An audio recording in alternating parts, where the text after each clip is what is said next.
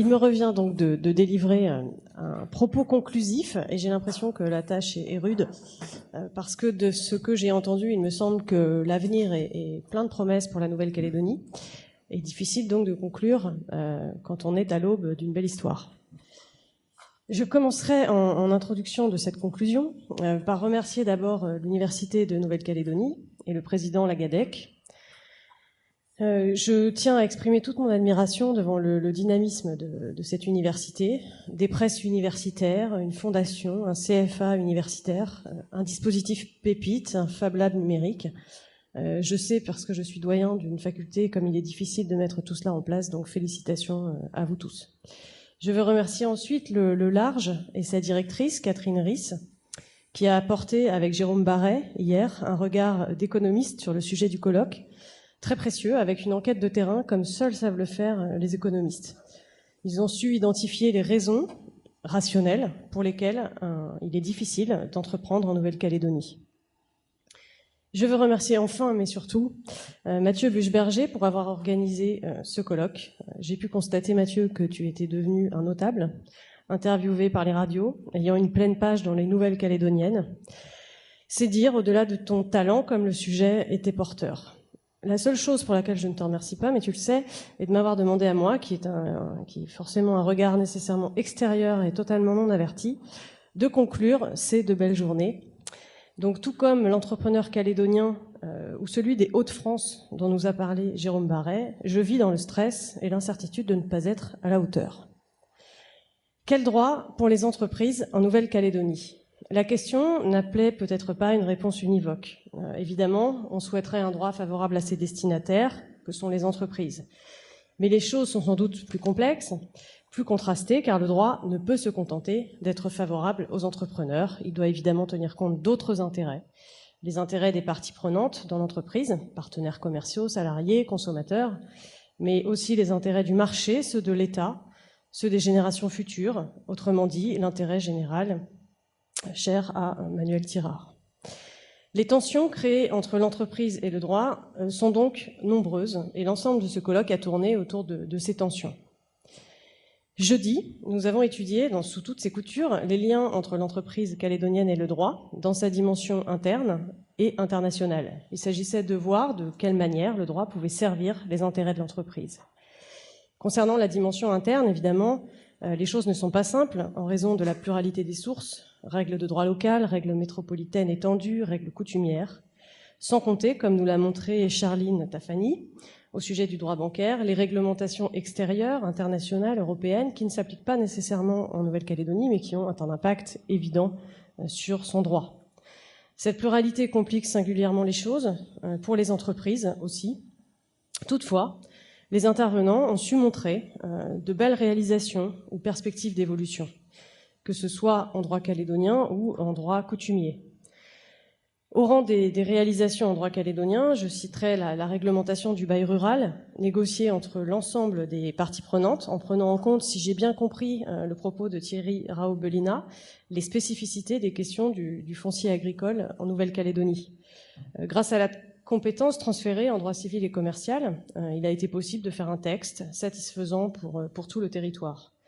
La création du contrat type qu'il nous a présenté, de bail rural, me semble répondre particulièrement bien à l'une des difficultés sans cesse évoquées pendant ces 2 jours, qui est la difficulté d'accès aux outils juridiques pour les entrepreneurs. Cet exemple du bail rural montre que la Nouvelle-Calédonie sait se saisir des outils juridiques au service de son développement. Et il est intéressant de constater que cela essaime ensuite sur le droit coutumier, ce qui fait espérer peut-être parfois une harmonisation sur certains sujets. Au rang des perspectives en droit calédonien, c'est la question de l'accès au crédit qui a été évoquée longuement dans ce colloque. Globalement, il a été démontré que l'accès au crédit est correct pour les entreprises en Nouvelle-Calédonie, mais les intervenants ont pointé des difficultés. Jean-David Naudet a évoqué l'insuffisance du crédit aux TPE, qui sont pourtant une large partie du tissu économique, puisque 90% des entreprises sont des entreprises individuelles, j'ai bien retenu. Monsieur Naudet a montré de quelle manière des modes de financement alternatifs pourraient peut-être combler une insuffisance en facilitant l'accès au crédit de ces TPE. Et en cela, la création de plateformes de financement participatif sur le territoire est une piste que j'ai trouvée extrêmement intéressante. Je retiendrai aussi la proposition de Charline Tafani de sécuriser le système des enchères pour le recouvrement du crédit, puisque par effet ricochet, quand on sécurise les banques, on facilite aussi le crédit aux entreprises. Cette facilitation pourrait également permettre, comme l'a montré Maître Bernigaud, de faciliter la transmission d'entreprises, pour laquelle la Nouvelle-Calédonie pourrait, si j'ai bien compris, étendre le fameux pacte d'Utreil que l'on connaît bien en métropole. J'ai retenu également la proposition de Jenny Buchan que le droit se munisse d'un dispositif de protection du franchisé, qu'elle appelle le consommateur d'affaires. La Nouvelle-Calédonie pourrait tout à fait se saisir de cette question dans ce sens, grâce au transfert de compétences. Les interventions sur le droit coutumier, évidemment peu coutumier pour la métropolitaine que je suis, ont été particulièrement riches. Les défis sont multiples, le terreau est fertile, et Didier Poydaliwan a très bien montré comme l'entreprise en terre coutumière était un véritable enjeu, dès lors que 27%, je crois, des terres sont coutumières. Cela résulte entre autres, comme nous l'a dit Reza Ouamitan, de la réappropriation des terres par l'intermédiaire des GDPL. Monsieur Poydaliwan a également évoqué l'exode des populations vers les zones urbaines et les risques de fragilisation des équilibres de la société kanak. Il a conclu son propos par la nécessité de miser sur l'agriculture vivrière, d'améliorer les échanges entre terres coutumières et zones urbaines. Donc ici encore, on a le sentiment que les choses sont en bonne voie pour améliorer les relations entre les entreprises et le droit coutumier ici. Mais voilà qu'arrive Mathieu Buchberger comme un trouble-fête pour nous expliquer qu'il n'est pas évident, en termes de source du droit, de savoir si les entrepreneurs coutumiers peuvent utiliser les structures juridiques de droit commun, qui sont pourtant des outils rassurants et éprouvés en métropole, pour exploiter des activités. Trouble-fête, elle aussi, comme elle l'a dit elle-même, Nadège Meyer a fait un constat assez proche, puisque sur la question spécifique des congés coutumiers, en voulant prendre en compte la coutume dans la relation de travail, par la reconnaissance du congé pour responsabilité coutumière, le législateur aurait peut-être, selon elle, créé une forme de discrimination sans peut-être l'avoir suffisamment encadrée. Ce qui montre la difficulté pour le droit calédonien de prendre en compte les réalités de la société kanak sans violer le principe ici de l'égalité de traitement. Finalement, ce que m'a inspiré la succession de ces interventions du gouvernement puis de l'université, c'est que les défis majeurs pour le développement des entreprises en droit coutumier sont déjà de clarifier le droit applicable, sans doute par des règles de conflit internes, j'ai entendu plusieurs fois cette notion revenir.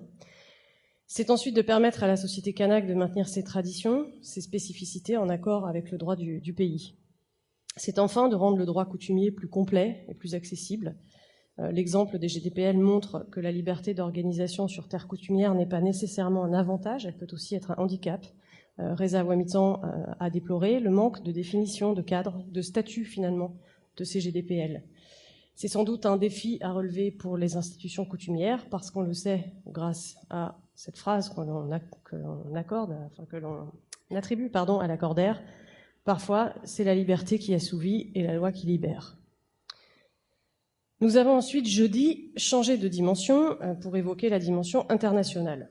Christine Bidault-Garon a montré magistralement les difficultés d'applicabilité des normes internationales, à commencer par la difficulté de savoir si certaines conventions internationales de droit matériel s'appliquent aux contrats internationaux conclus en Calédonie. Et les choses ne sont pas simples non plus pour les conventions internationales signées dans le cadre de l'Union européenne, comme la Convention de Bruxelles ou la Convention de Rome, qui sont devenus des règlements, Bruxelles et Rome, inapplicables à la Nouvelle-Calédonie. On applique donc le droit antérieur, issu des conventions, au lieu des règlements nouveaux.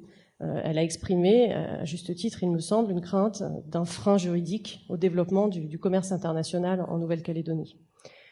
Le risque est sans doute que les partenaires commerciaux nourrissent une certaine appréhension à l'heure de contracter avec des entreprises calédoniennes. En attendant, il est rassurant de voir que des accords commerciaux existent et se développent dans la zone Pacifique, comme François Bockel l'a montré.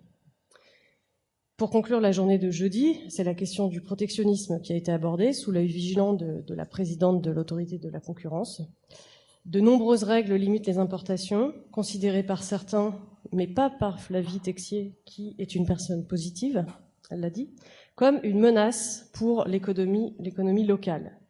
Le débat du trop ou trop peu de protection de marché a été très riche. J'ai vu Mathieu Buchberger trembler. mais les intervenants ont écouté les arguments des uns et des autres. Donc Divy Bartra, Édouard Calvet, Chérifa Linossier et Éric Chevreau ont défendu chacun des positions pourtant diamétralement opposées. Et on peut conclure par une attente, que l'on connaît désormais grâce à eux, que l'université se saisisse de la question de l'étude des effets objectifs du protectionnisme, donc un beau sujet de thèse en perspective.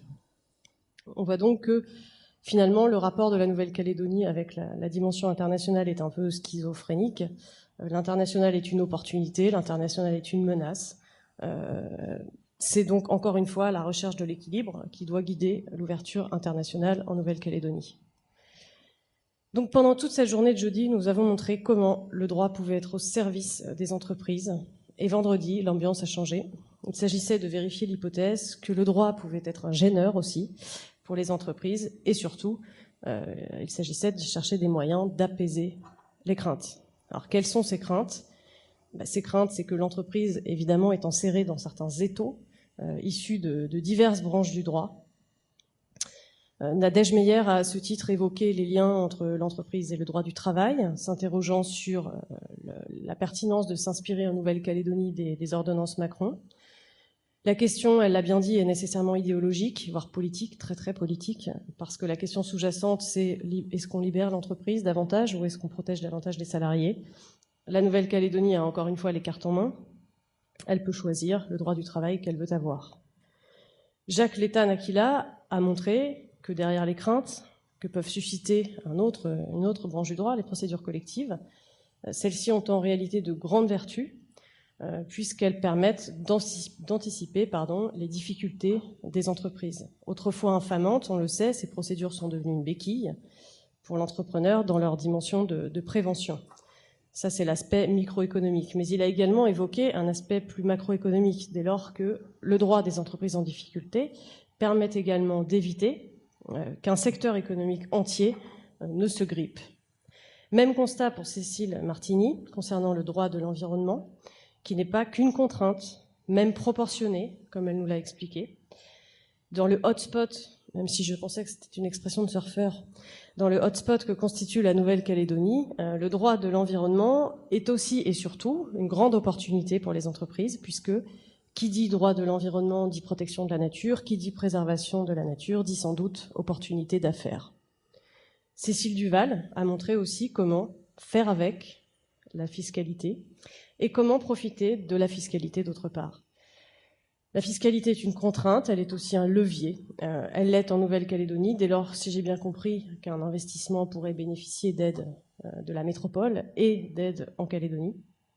Toutefois, elle a tout de même tempéré le propos en évoquant des insuffisances du droit fiscal local qui privent les entreprises certainement de beaucoup d'opportunités. J'ai noté avec surprise l'inexistence du régime mère-fille. Qu'une société mère ne soit jamais installée en Calédonie me paraît être une aberration dans un contexte de recherche de développement. Donc je partage totalement l'émotion de Madame Duval sur cette question.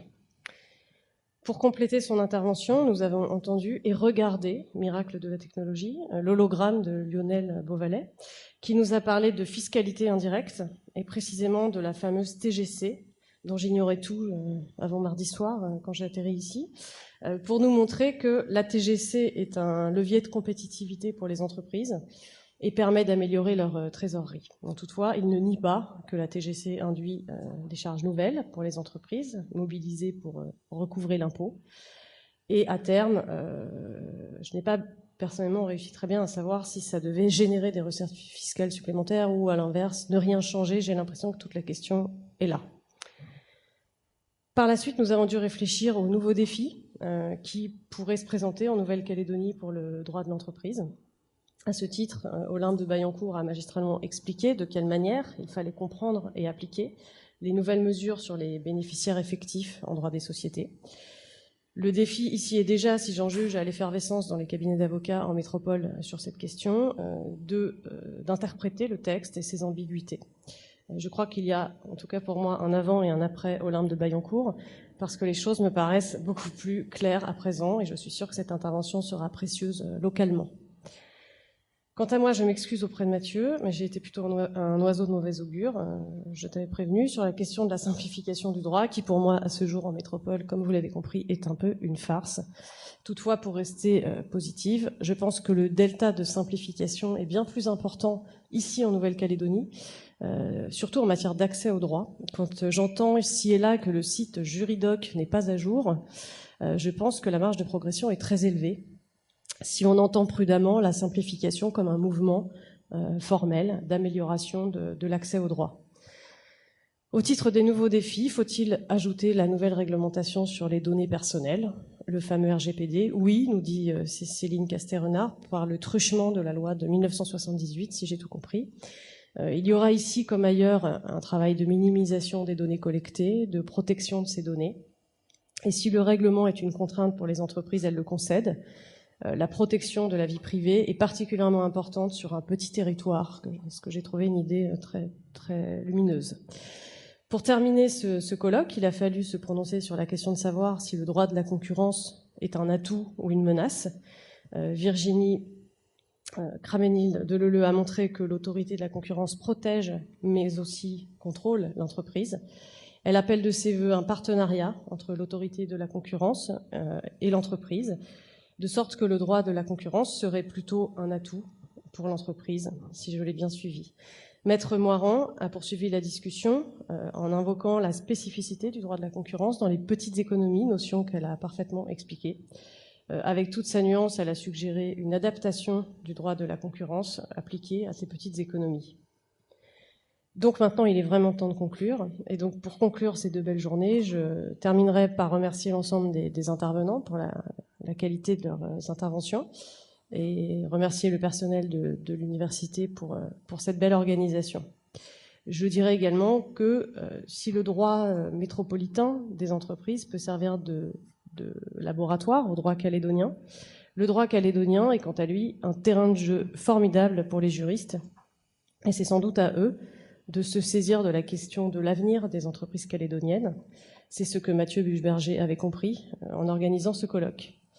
Quel avenir pour les entreprises en Nouvelle-Calédonie? Nous avons en réponse à cette belle question posé d'innombrables sous-questions. Mais je crois tout de même que nous pouvons désormais répondre. L'avenir sera celui que la Nouvelle-Calédonie choisira pour ses entreprises, en faisant tomber l'épouvantail souvent agité depuis le transfert de compétences du risque de droit figé. Je vous remercie.